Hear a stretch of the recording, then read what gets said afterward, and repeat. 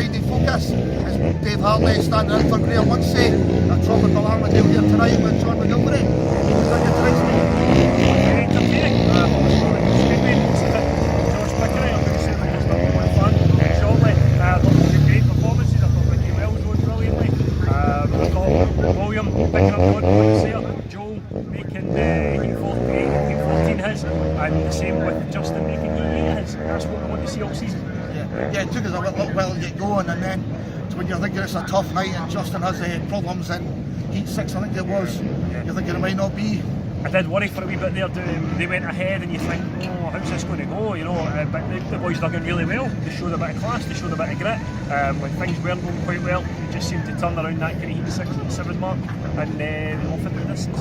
Yeah, and Ricky Wells back to his dominant best in heats 13, 15, and that's exactly what we need. Exactly, that's what you expect from Ricky as well. He's good enough to do that week in, week out. You know, he gets heat 1 under his belt, gets a wee win for there. He'll be 14, 15 points most weeks around here, I'm sure.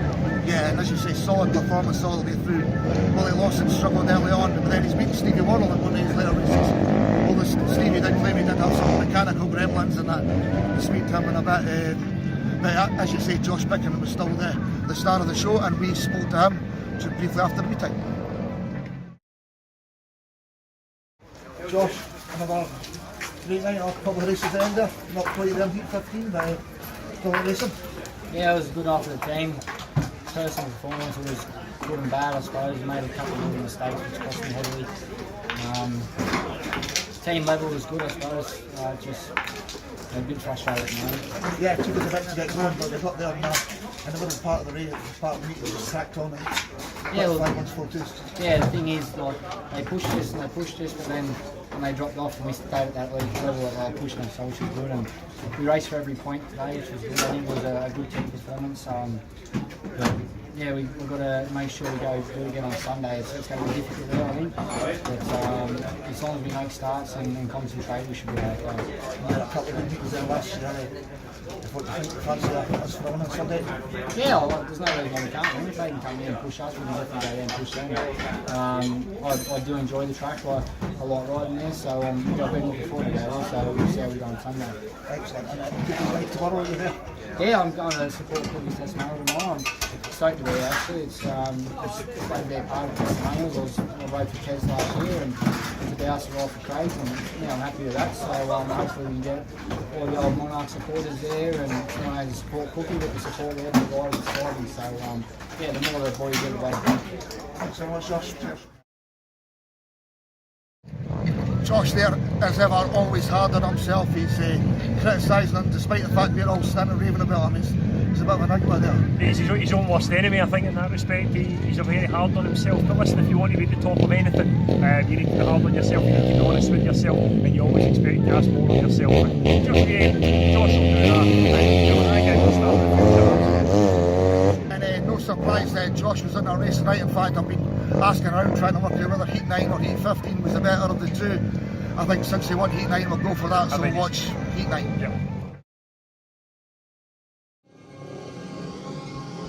So Heat 9, Thomas Jorgensen, Joel Anderson, Max Clegg and Josh Pickering.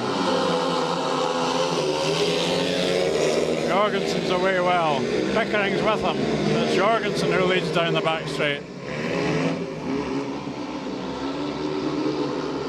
Pickering chasing again. Out wider. Getting some real speed up the straight, and he's gone inside Jorgensen there. What a pass by Josh Pickering. Jorgensen comes back though. Superb racing. Pickering picks up more speed round the outside. He was almost there. Jorgensen shuts the door. Now Pickering another huge dash up the inside, and he's there. Again Jorgensen cuts back. This time Pickering's got it. Race of the season so far. Brilliant victory by Josh Pickering, and a third spot for Joel Anderson gives Monarchs another 2 points on their lead, but everybody was watching that titanic battle up front. Absolutely brilliant racing from Josh Pickering, the winner, and second place Thomas Jorgensen. So a fantastic ride there from Josh. fighting all the way through, never gives up as always. It started quite well for the Diamonds tonight, and as I say, I thought it might be tough with Steve Worrell winning 8-1. Yeah, they seem to almost tire a wee bit as the meeting went on. So they've got some good heat leaders there in Bier, Jorgensen and Stevie Worrell. You said you had a bit of mechanical gremlins later on. But as a set pet, they seem to almost going to tire towards the end of the meeting. But they're going to be a force in this league, there's no doubt about that. Most teams won't fancy going to Newcastle and getting a result, especially if their heat leaders fire there. And I think there's probably more to come for Steve Worrell as well. Yeah, and as you say, Matthew Weathers was fair pecked out when he came up and spoke to you, earlier. I went to grab him in the pits afterwards, and you think he'd just run the London Marathon. He looked absolutely shattered. They came up those stairs and he's puffing away. But he's had a hard days at work, as I have as well. But I've not have to go out there and throw myself around the racetrack for 5 minutes a night, I'm sure of that. We managed to grab a word with Stevie Worrell after the meeting, so let's hear from him now. One for you tonight, but looking good early on, but when you make all the way through. No, I think I had a couple of drinks. When you're in the moment, you kind of just go with it. Running on it after heat 15, then in the bike, it's not feeling good. We had a little look in it, let's carry the swallow inside. Doesn't help, yeah. Especially on the track, you need to make it. What's the difficult when you work so hard for something like that, just to kind of take the shine off a little bit? Yeah, obviously you let the side down and you work with it. I'm better than that. I'd like to think I can score a lot more points than that. And this should be really good. Yeah, so it's done with now, and we'll learn from that one and then move on to tomorrow. Yeah, is that cooking night tomorrow as well? Yeah. I'm looking forward to that. So on Sunday, is that the home track? Once turn that around? I'd like to think so. Obviously, we had a good meeting last week there. Now, the track's kind of coming to us now. We're getting building more and more confidence on it, and they've been there enough times now. So, fingers crossed, everyone can get our heads in gear and we should be able to. Good luck for the season, Stevie. Thanks very much. Brilliant, thank you.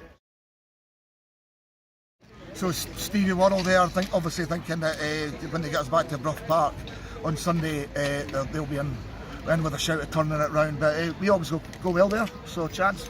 Yeah, I think it's a bit like when they come here, they've got some strong riders around this place, and we've got some guys that go well around Newcastle, so it's a meeting you've got to be looking to get them close, try and get a wee extra point if you can, but I think we've got enough to go down there and certainly put up a fight, if nothing else. Yeah, and most of the riders are actually in action again tomorrow night at Craig Cook's Testimonial, Monarchs legend, and quite a lot of Monarchs in the action tomorrow, including Josh and Stevie, obviously was a former Monarch. Ricky Wells and Justin Sedgman are there as well, and Sam Masters, who we saw briefly tonight as well. Yeah, he was here tonight as well. We saw him for a wee bit in the pits there. But listen, Cookie's a great rider, a great guy, thoroughly deserves his testimonial. I hope he gets a big crowd for it. I hope he gets some cracking speedway in the afternoon, because he's a man who came late to the sport. He's tried everything he can to get to the top of his sport as well. The Grand Prix maybe didn't go the way he wanted them to go, but fair play to him for even getting there. And totally agreed, John, for even getting the Grand Prix. There's not very many riders can say that. As you say, he was fantastic for us here. We'll never forget some of the nights he's given us here. So we hope he has a brilliant night tomorrow. One thing for tomorrow for our boys, it'll be practice for next week when we go back to Race Glasgow. We'll have Cookie here on Friday night, so hopefully we'll see you all here next Friday night. Yeah, I've actually got a rare weekend off next week, so I could be persuaded for a trip through to Glasgow. I really do miss the days of going through the derby matches, especially on the Friday and the Sunday, because they were always great encounters. Rory mentioned it last week when he was here. I thought it was a bit hard on Josh. He said, I was thinking about the old Glasgow days, and they're great encounters. So if you can get along here next Friday, make sure you do, because I reckon it'll be one to watch. Looking forward to it. Thanks very much, John, and thanks to you all. Join us next week. Good night.